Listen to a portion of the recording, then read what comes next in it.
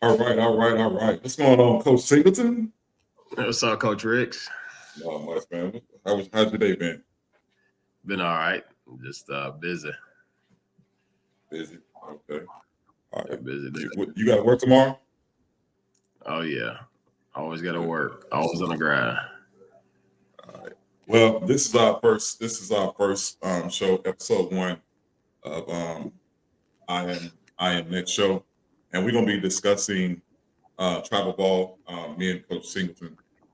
Before we move forward, I'd like you to pay attention to the sponsors ticker below. Those are our sponsors. We have before you. We're pleased to have you aboard. You'll see that running the board. If you see your name on there, give a shout out. Send us an email. If you want to be on that ticker, go to nxt1up.com and we can get you on that ticker also with the below information. So let's get right into the show. So, Coach Singleton, tell me, let's do a little bit of background about yourself. I've been coaching baseball, for over we've been we saw I've traveled with Braden everywhere. I've coached a lot of kids for EABC, Little League All Star, a lot of different things doing for youth, well as helping with Game Day USA things, different things to help recruiting kids, for USA baseball at times, different things like that. So yeah, I've been around it for a minute. It's been fun. It's crazy. Now that I've quit coaching Braden and pretty much helping get trained and where he needs to be. Let's talk about Braden. What's Braden been up to? I know you coached him for a long time, and I think you kind of like you let the hands off as a daddy coach. So tell me a little bit about that. I knew it was that time when he hit the certain age. When he hit his teen years, it was that time to let him go and let him do his thing, because how it is with the dads. The dad and son tend to butt heads, and we don't know anything. So it was that time, but I think it was the best thing that honestly I've done, because I've seen him his game go to a different level, without me coaching him down and things like that. And pretty much now I just give him pointers and take him. So when did you let him go? When did you go hands off? When did you go hands off? Especially when he started playing travel ball, or I'll tell you what. Let's talk about the difference when he started with baseball youth up until he started playing top notch travel ball. He started with baseball youth, I think 9 years old, all the way up until he was about 13. And then, after that, we started, getting into the big travel circuits. It started with Team Dinger Baseball out of Ridgeway, Illinois. Then we took off from there. And then next, we took off and went and played. We tried out for the Knights 1 year. He made it. We went, who was with Calabar and the Louisville Vipers, a good program. That was out of Louisville, right? Yeah, they're out of Louisville. So Braden played for them for a season, and then we went from there to Wow Factor, and then we circled back around. The Knights reached out to Braden, on the media, wanted him back, knew he had tried out previously in the years, and, we decided to go another direction, but they felt like. So do you think, not to cut you off, but do you think that the kids' social media should it be on point? Should the kid run it, or should a parent run it? What are your thoughts on that?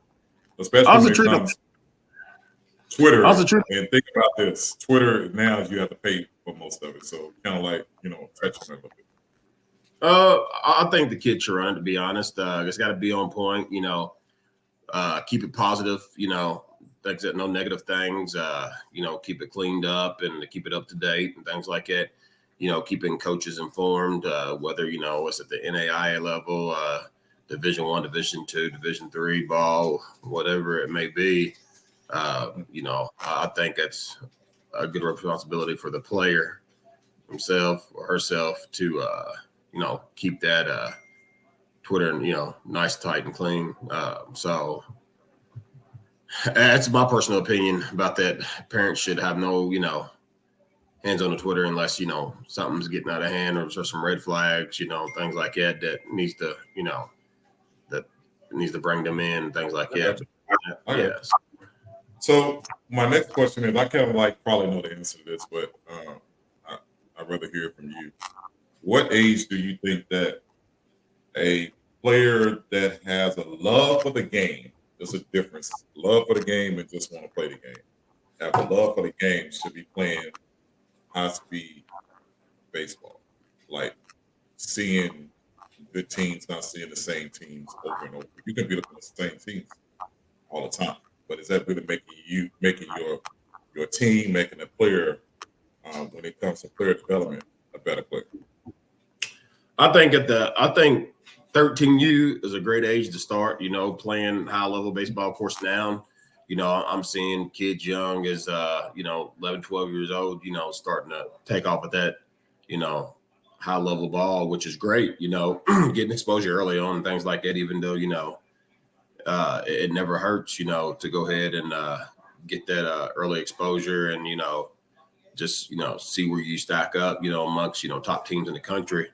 So, of course, most kids in, the 27 class, Braden's age division, started between 12, 13 years old, playing very high level ball and, competing at a high level and things like that. So, So do you think that it is what age should you start going to showcase? I'll be honest with you. I think probably your sophomore year, probably right around 15 years old, I think is a good time to really start hitting showcases. I know most start hitting them, freshman year, 8th grade year. They were, was hitting them as early as 7th and 8th grade year back before they stopped the recruiting deal, with college baseball. So now, with the new rule implement, I think, sophomore year is the best time to start hitting that circuit, and getting out of it. So you saying there that sophomore year? Yes, I think sophomore year. I think sophomore year is a great time to hit the circuit. Braden's went to, let's see, one this year, freshman year, and that's it. But next year we're definitely hitting the ground running. Sophomore year, that's a big year right before your junior year. That September 1st, to where they can start talking to you.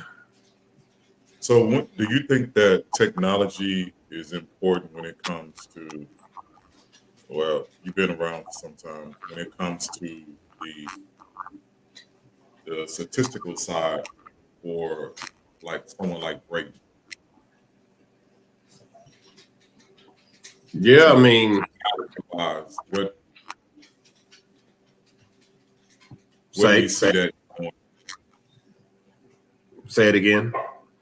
So technology-wise, where do you think that has helped Braden out? Oh yeah, tremendously. I mean, technology is not just the eye. A lot of people still using the eye. And coaches, but technology is just like Chat GPT. It's the world going forward. Yeah, I definitely think technology has really helped not only Braden, but I think it's helped a lot of kids, things like that in terms of navigating, through certain things, like Twitter, Instagram and things like that. Technology is a big thing. I think it's, that's a lot of kids this generation, that's all they know. So which is a good thing. It's a good thing, it's a bad thing, just depending on, how you're using it. So yeah. So are you very proactive in making sure do you think parents should be very proactive if they think their kid has a love for the game? Say it again. I'm sorry. Thanks, parents. What? Do you think that the parents should be proactive if the player has a love for the game? Oh, no doubt. Yeah, because I mean, the players got love for the game and willing to put the time and work in. Why not? For me as a parent or parent, they should honor that. Just like the same way with basketball, somebody's got love for the game of basketball and that's what they want to do. I think that should definitely be honored. Especially if they're putting the work in at home, not just at practice and things like that. It's like I tell all kids, hey, you don't get better overnight just at practice. It's just like schoolwork. You come home, practice, do extra work to get better. Extra grind, put that extra hour in at the house, to get better, not just at practice. What do you think is the difference between? We know there's two major prospect tournament organizations out there. What do you think the difference is between PBR and PG? What do you see the major difference with PGR and PG? Perfect Game. I mean, it's just, the difference to me would be the way, both of them's got their own way of promoting players. That for me, that's the difference. Everybody's got their own style, way to promote their, players and things like that. And, how they go about using it on social media and the platforms and things like it today. So, PBR may do it one way, Perfect Game is doing it another and things like that. But as far as, both being big time names out there right now and on the circuit, I don't think you could go wrong with either one. It pretty much comes out of preference. And, there's thousands and, millions of kids that's playing in these big events, throughout the week and weekends and things like that and traveling hundreds of miles, hotel stays and things like that. So you couldn't go wrong with either one. Both of them is definitely going to put your name, out there because you could be ranked, number one in this one, Perfect Game, and then, PBR got you ranked number 3, So, I mean, they all got their different ranking systems, but that's how it happens, man. Yeah. Yeah. You know what? We could talk on that all. We would probably spend the next hour talking on that, but I don't want to do that. So probably a couple more questions. What I need to get Braden on the show. First off, I don't know when that's going to happen because I know he's playing basketball. What is he doing? Well, right now he's upstairs. He got out of basketball practice. Playing Call of Duty? Is he playing Call of Duty? Probably Call of Duty or Fortnite. One of the two. So he got to come see me. I ain't nice like that. My kill ratio is pretty good. It's all right. He's playing Fortnite. The one that's been redone. Yeah, the original. Yeah, it's very redone. Okay. Yeah. So we're gonna close out soon. Tell me a little bit what you got going on with Braden and what you got going on with yourself, and then we're gonna close it out. Well, Braden, right now he has high school basketball going on, of course, but I know in January he has to go to Mesa, Arizona to do the Dream Series out there at the Anaheim Angels spring training facility with the MLB development, which is a great program, tremendous program for kids if you can get in there. Definitely, learn a lot and help, get kids to chase their dreams. Myself right now, staying busy working, eventually about to get back on the schedule at the facility to start baseball training again. So you coming back? Definitely stay tuned for that. So it's coming. I know my schedule's been busy between, my daughters and my son. So, but yeah, so that's what's going on right now with us. Well,